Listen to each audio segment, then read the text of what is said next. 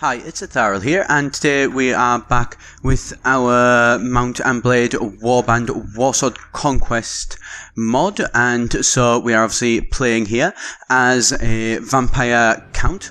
We aren't actually part of the vampire counts in Sylvania just yet. We are sort of working as an independent sort of organisation, basically, to try and raise ourselves up, obviously with the hope that one day we can actually be able to possibly create our own kingdom. It's something that obviously I've tried to do in the past with other games, and it's sort of semi-successful to say the least.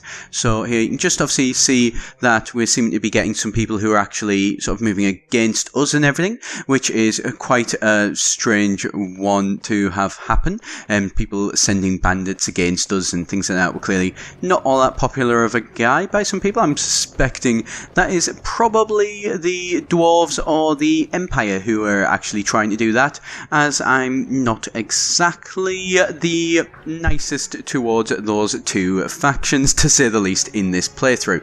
But, you know, we're going to keep going, and obviously in that situation, as I say, they're not the nicest to those, and we are of course currently attacking some human villagers of the Empire, and that's, so, you know, not really the best sort of thing to be able to say. That we are definitely not a fan of them, as we are actually moving in to raid them and everything. Obviously we are trying to get the money together so that we can obviously really, you know, do some actual merchant stuff where we've got some money coming in pretty consistently and everything like that, which will obviously allow us to actually be able to raise up our army to a sort of higher standard when obviously we know we've got guaranteed money in. It's one of the things that I've only just sort of started doing that one recently, as obviously it is something that is a little bit of issue of, you know, trying to make sure that we are actually bringing in enough sort of money to be able to actually have an army high enough and things like that, and have an army experience and things like that. And it's something that I struggle with in the past. Obviously I've recently sort of discovered about the merchants.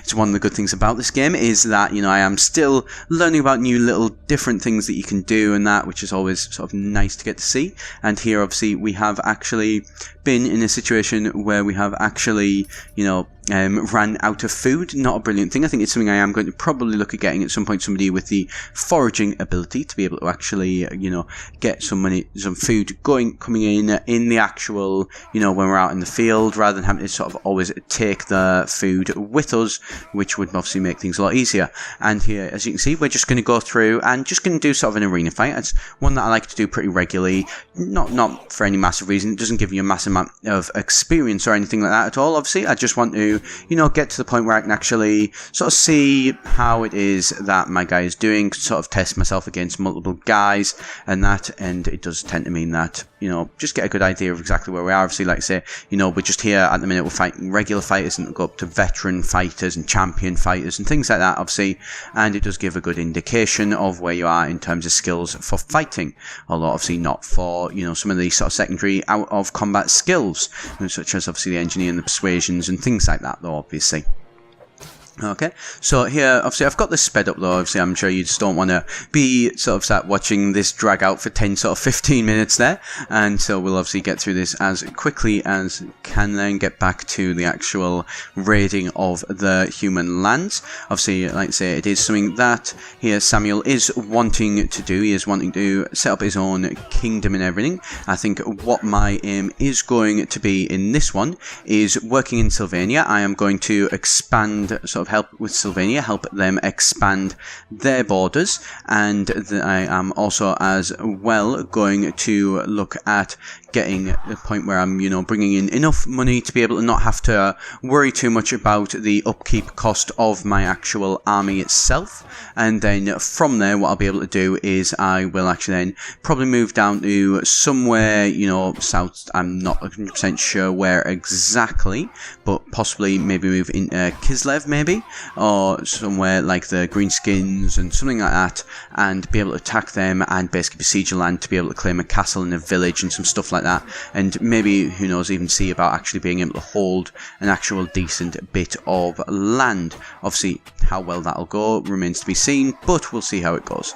And there we go, we have now been taken down. Managed to take down 22 guys ourselves, so that's not a bad amount. You know, it is certainly a respectable amount. Did manage to get 100 gold from it as well, which is not something to complain about. It's always nice to have a little bit of gold. And so we are now going to, Samuel is going to move to the north again, and he is actually going to look at expanding his, not expanding, so raiding further into the humans, going a different sort of direction than he's gone in before. Obviously, normally we go east, west, but this time we'll sort of take it a little bit differently.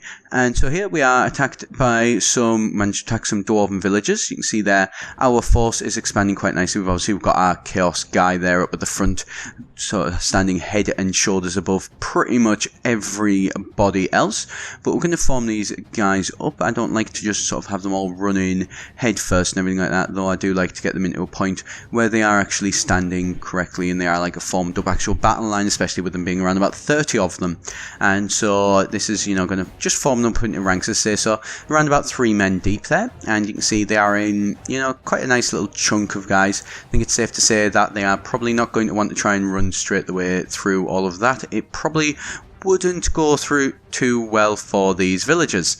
And so charging our guys there, and we'll obviously moving ourselves as well, even though we are wanting to make this guy as more of a sort of background leader and everything, though he does still obviously need to fight, certainly in these sort of ones where it's, we're outnumbering them, and obviously it's only against villagers. They're not exactly a big threat, to say the least.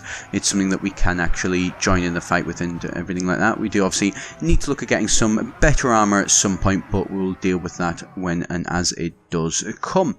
And so here, just going to show this bit, just to be able to, so obviously I normally cut these bits out, but just to be able to see, sort of what it is that I'm getting, how it is that my guys are actually looking and everything like that. They're in a pretty nice place, really. Managed to grab some extra food as well, which will be useful obviously for keeping my army going longer, especially as it is pretty much free food, which is never exactly a bad thing in any way, shape or form, obviously.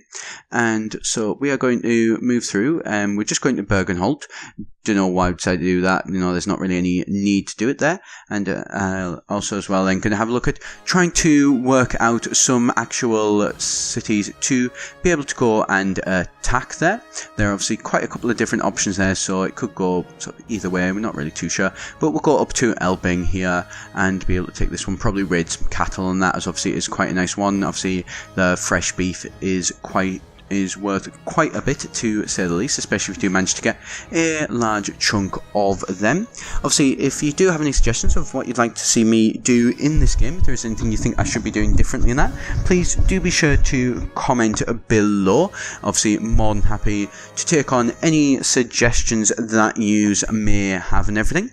And so there we go, we have managed to get this cattle, so we're now going to sort of start working with actually getting these back down south to us, so that they can actually, be able to sort of sell them in the actual Sylvania and Warshammer. But 150 force strong of the actual dwarves have basically decided that no, it is time for them to not allow me to basically continue doing what I've basically been doing, which is basically running roughshod all over their entire kingdom. So we're just going to clear out a little bit of space. Basically what we're going to decide to do is we are going to actually kill all of this herd, and then we will be able to hopefully be able to, as they're 150 odd, we're obviously only at sort of 37 total and everything like that, there is a good chance that we will be able to basically run around them and get away from them. And yeah, it's close, but we're just able to avoid them, and then obviously be able to get back to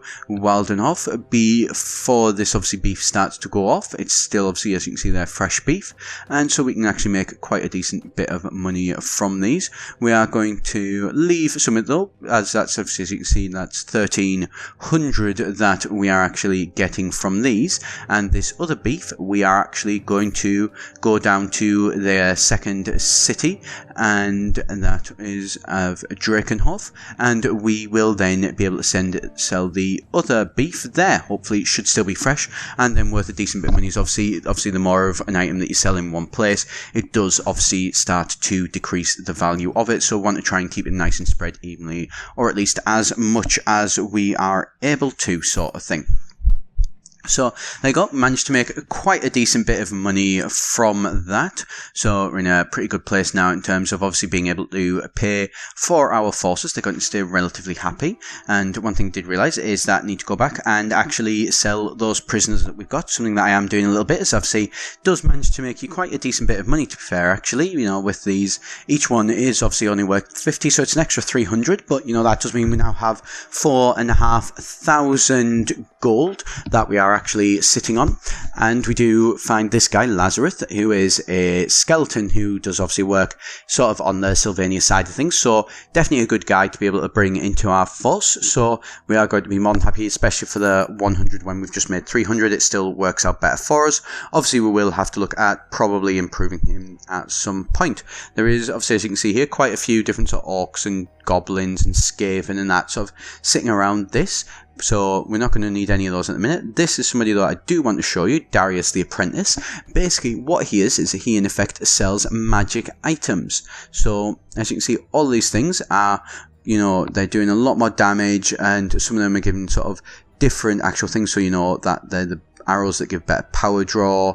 There's Dwarven hand cannon, the white sword and things like that, and these give +1 power strike, and there's one in here somewhere which actually does give you in effect a 10 ranks in weapon mastery, or equivalent to 10, so you'll go up to it. If you're 8 you'll get an extra 2. If you're at 1, you'll get an extra 9. Obviously, there are some things that are very, very expensive and sort of more late game equipment to get, but they do look really cool as well. So, you know, certainly something that if you do see that guy and you have a lot of money spare, do feel free, go and use him and grab some better items. It's something I'd certainly recommend there. So here you can see obviously we are steadily improving. Obviously we're just running out. We managed to pick up some extra guys, and we managed to take down these Empire foragers. So we're going to look at moving along to them and hopefully be able to actually kill them. Obviously we've got quite a large force going against them, so I think it's safe to say that there isn't really all that much risk of them actually killing us or defeating us. So it's going to be a pretty simple one to do. As you can see here, obviously I have sped things up as well, obviously, to get in the action. However, these Hell Knights and Blood Knights and Skeleton Captains and all that do actually, basically the mountain guys managed to kill all those 20 guys before we even managed to get to them. So, you know, they've managed to actually do that, and so we are going to, following off a similar idea as before, we are going to move this time though into the Southern Empire with the hope of being able to actually raid some villages down here to the point where we will actually be able to, there you go. And as you can see, we are now, obviously it is a case that our forces, they are sort of still, you know, we are still in effect a deficit without actually doing regular raids and things like that. Although we are looking at, once we do get sort of over sort of 5,000-6,000 or so, we will then be in a good position to be able to actually do some stuff there, and, you know, be able to get some sort of stuff going on in the actual cities to be able to bring us money in. And so here, obviously, we've taken some supplies from them. We've also as well managed to raid them of 3 cattle. Not a massive amount, but, you know, it is enough to be able to actually, you know, take that through. That's another probably good, 200 or so for each one. So it's about 600 gold you're looking at from that, obviously, with the raw silk and everything like that added on top. You're probably looking at a good sort of 1,000. Well, yeah, I'd say around about 1,000 or so gold that we've got coming in from this one. However, we do obviously have these guys who are bearing down us very quickly. We're going to try, and Sammy decides to try and do similar tactics to what he did before, where obviously he's going to slaughter them and then hopefully be able to, you know, get away far enough. However, this Empire Captain, they do manage to catch us. They do outnumber us as well by about 12 guys, which is not obviously a brilliant situation for us to be in. but you know, we'll see how we do. We do have quite an experienced load of guys, so who knows, we might be able to actually hold our own against them. We're obviously going to form these guys up. We're not going to just go rushing in like mad and hope for the best. We are actually going to have to play this one a little bit smarter than that, obviously, and get these guys all actually into a point where they can, you know, defend themselves. And so we are going to actually sort of weather this initial storm. We're going to form up a shield wall here, just to be able to make sure that if these, unlike that actual Empire captain sort of guy that did come through, or Empire Militia Cavalry, sorry, I should say, these next horse guys, as you did see there, they can't actually just walk through our lines and run off. They do basically get bogged down by the sheer weight of bodies, which is obviously a better situation for us to be in, as it means that we can then use our numbers to basically be able to take them down before the actual sort of footmen, the infantry, actually do manage to get to our line. So the cavalry charge did not go as was intended there, and so here you can see that the actual infantry line is now coming up on us. So we are obviously going to be working at actually trying to, you know, attack these guys and, you know, hopefully bring down a couple ourselves, and then obviously be able to hold the line against them and everything. And so we are going to just basically be able to keep sort of wandering through and actually attacking these guys. Thankfully these guys did not seem to notice us, so there we go, we have actually managed to take down quite a few guys, and now our infantry is going to charge into their archers, and therefore we will pretty much be able to take them down. Obviously we have lost 3 ghouls there, which is not brilliant, and these are actually halfling militia as well, something that obviously are not massively featured in the Warhammer anymore. They did used to be, but they've sort of steadily phased them out, wanting to sort of think step away from obviously the Tolkien influences on Warhammer, I think, and also as well the halflings, you know, when it obviously does become about big armies and nations and things like that, halflings not really appropriate to that sort of setting.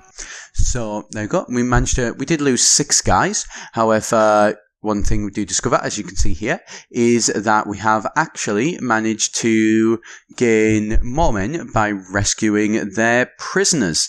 So, you know, even though we have lost quite a few guys, it does end up actually being a net gain for us. We're not going to take the Grave Guard, although we are going to get it so that we are actually, you know, going to capture sort of 6 guys here. We're going to move back. I think the Empire Militia Cavalry will probably be slightly better than the Empire Trained Militia, the footmen, to be able to actually raise up. We're also going to take a mercenary halfling ranger here, just to see the various different prices. And there obviously as well, as you can see there, we've got a decent bit of equipment that we are able to get. We're going to nick those the metal gloves and everything, or the chain gloves, just because obviously that's going to boost up our body armor as well, obviously, so that's quite a good thing. And we are going to also as well decide we're going to sort of take all of these actual, you know, those 2 weapons there, put them into having them equipped on our guy. Reason being is that way, as it is equipped, we are able to actually attack. So get more in the infantry. So that is everything for today. Thank you very much for watching. Hope you enjoyed. I've also been Etharal, and shall see you next time here at EGN.